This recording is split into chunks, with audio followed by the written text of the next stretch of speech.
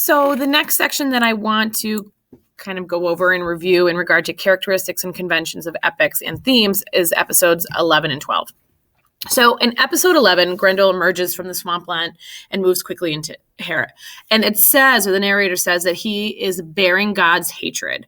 This would connect specifically to supernatural forces as a characteristic or convention, but it would also connect to good versus evil, as in Grendel is evil, and religion and paganism versus Christianity. So he is cursed because he is a descendant of Cain, which is a Christian idea, and he is coming to kind of inflict evil.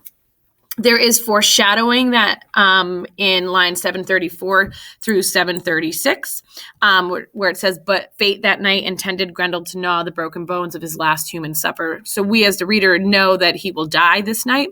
This aspect of foreshadowing is, I've lost it.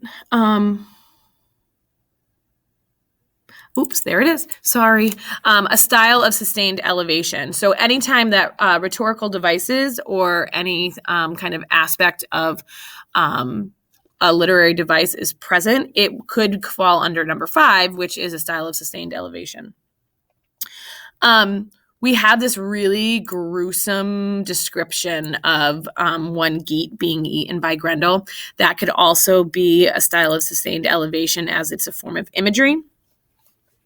And then as Beowulf grabs the second person who just happens to be Beowulf, his one thought, or Grendel's one thought, is to run. He is afraid. And so there is this comparison between Beowulf, who is courageous and brave, to Grendel, who is fearful. And he's fearful because of Beowulf's greatness.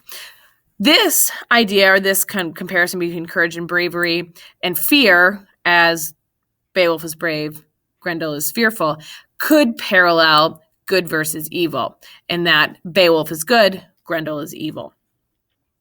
We also realize that there is alliteration in the following line, 770 through 772, which would be another example of a style of sustained elevation. And then we kind of end with this echo that runs through the land, which were the screams of the Almighty's enemy that are heard by all, and Almighty being that of the Lord or God, which is a Christian idea. So here again, religion is present, where you could also connect to good versus evil. When we're going back to really think about our essential question and the formation of identity, which is what our essential question focuses on, we understand that society is, Beowulf is affecting society by saving them from Grendel. Beowulf's character or identity is being shaped because of his actions. In that, as we move into episode 12, the battle continues. Beowulf is holding tightly to Grendel's arm.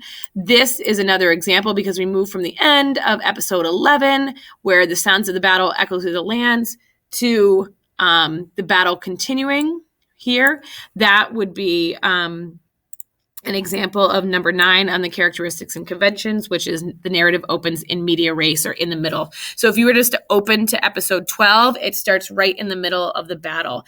And also it is the battle between Beowulf and Grendel, the hero and the villain, the good and the evil, which would also connect specifically to the writer opening by stating this theme or subject matter. So right in the beginning of episode 12, we see the battle between good and evil, which is one of our themes. Beowulf is described as the strongest of all men, the mighty protector of all men. These are all examples of repetition or stock phrases. Anytime an epithet or a kenning is used, it would be a repetition of a stock phrase.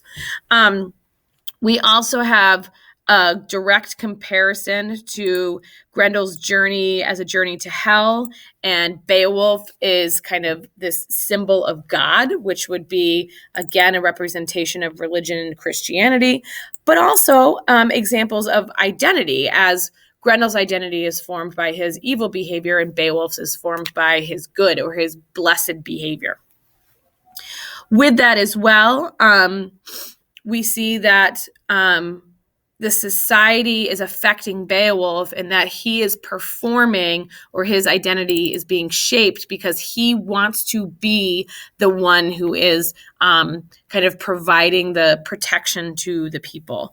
The defeat of Grendel and the kind of, which ends with hanging Grendel's arm on the wall, is an action that required superhuman courage and was a deed that enacted great valor. So that could be another example there.